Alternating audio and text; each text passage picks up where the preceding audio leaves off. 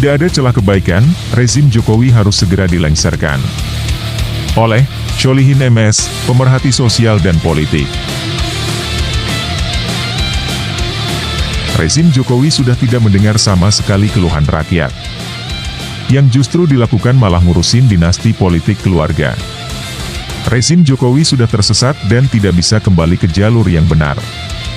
Pelanggaran terhadap konstitusi sudah berkali-kali, dari mulai penggunaan ijazah palsu, hutang kepada Cina yang sudah over limit, penerbitan Perpu, sampai kepada upaya cawe-cawe dalam urusan Pilpres, Capres-Cawapres, dan membangun dinasti politik keluarga. Paling tidak, ada 10 alasan kenapa rezim Jokowi harus segera dilengsarkan. Pertama, tidak ada harapan untuk lebih baik.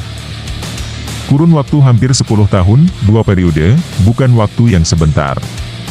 Prestasi monumental Jokowi tidak ada, yang akan selalu dikenang adalah kegagalan Jokowi dalam mengelola negara, utamanya adalah soal hutang berbunga yang telah mencapai lebih dari 7.000 triliun, yang untuk membayar bunganya saja per tahun hampir setengah triliun.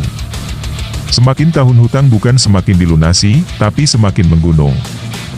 Demikian juga soal infrastruktur, ekonomi, hukum, keakraban berbangsa, kehidupan beragama, dan kesejahteraan rakyat semakin terpuruk. Kedua, arogansi kekuasaan yang semakin membabi buta. Jokowi semakin otoriter, seolah sudah menjadi robot yang budek dan tidak punya perasaan. Semakin hari, rezim Jokowi semakin bengis, zalim, dan sadis. Jika sudah menghajar musuh, apapun boleh dilakukan, termasuk mendor, tembak, kalau boleh katanya. Sudah berapa ratus korban mati tanpa kesalahan, disiksa, dirampas hak-haknya, dihancurkan bisnisnya, dibui tanpa proses yang adil dan transparan, dan selalu mengancam dan mengancam. Kekuasaan telah disalahgunakan untuk ambisi pribadi, keluarga, dan kroni-kroninya. Ketiga, korupsi sudah sangat ugal-ugalan. Di rezim Jokowi korupsi sangat liar dan ugal-ugalan, mulai dari hulu sampai hilir, dari pejabat tertinggi sampai eselon terendah. Pejabat dibiarkan rangkap jabatan, penguasa merangkap pengusaha, peng-peng, KKN merajalela tanpa tersentuh hukum secara adil dan signifikan. Keempat, arah pembangunan yang sudah salah arah. Akibat orientasi pembangunan hanya melayani kepentingan oligarki Taipan, bukan berorientasi pada kepentingan dan kemaslahatan rakyat, maka arah kebijakan rezim Jokowi selalu merugikan dan mengorbankan rakyat. Kelima, hutang kepada Cina yang tidak terkendali menjadi jebakan. Setiap negara yang terjerat jebakan hutang Cina selain negaranya porak-poranda, juga Islam dihilangkan, masjid dihancurkan, umat Islam ditindas, bahkan di Uighur atribut keislaman pun dilarang. Mari kita belajar dengan negara-negara seperti Uganda, Zimbabwe, Sri Lanka dan Nigeria yang sudah hilang kemerdekaannya. Keenam, DPR MPR lumpuh total karena intervensi kekuasaan. Di rezim Jokowi yang anti-oposisi dan anti-kritik, sampai DPR MPR sebagai lembaga tertinggi negara yang berfungsi untuk penyeimbang dan pengawas pemerintah pun dilumpuhkan. Jadi rezim Jokowi praktis berkuasa penuh tanpa ada pihak yang mengingatkan, mengkritisi, mengoreksi, apalagi merevisi kebijakan rezim. Ketujuh, semua lembaga negara menjadi alat penguasa.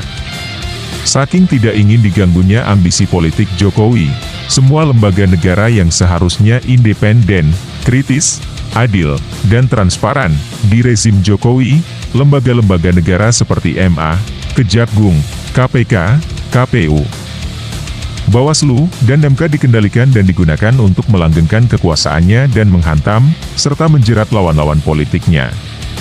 Kedelapan, hukum sudah jadi alat kekuasaan, tidak bisa adil, jujur, membela yang lemah dan terzalimi, lebih tajam ke lawan politik tapi tumpul kepada pembela rezim sekalipun salah.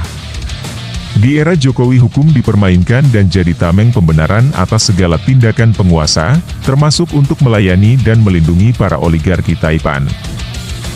Sampai-sampai produk undang-undang pun diutak-atik, direkayasa, ditambah dan dikurangi, hanya untuk melayani kepentingan oligarki Taipan dan Cina komunis. Sekalipun negara tergadai dan harga diri bangsa dijual, tetap dilakukan. Saat ini sudah sampai tahap mengkhawatirkan. Kesembilan, intervensi Jokowi dengan cawe-cawenya.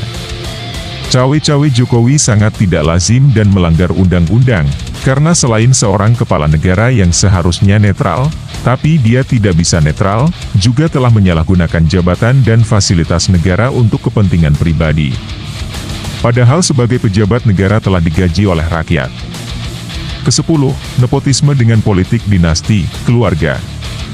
Kerapusan dan penyalahgunaan kekuasaan Jokowi bukan saja dalam soal penguasaan berbagai bisnis keluarga, tapi juga ada upaya memaksakan keluarganya yang sebenarnya tidak memiliki kompetensi, dengan cara-cara yang tidak sportif dan jujur. Jikapun rezim Jokowi memiliki kebaikan, tidak sebanding dengan kejahatan dan kezalimannya. Tidak ada cara lain, sebelum terlambat dan semuanya berantakan, sudah saatnya rezim Jokowi dilengsarkan.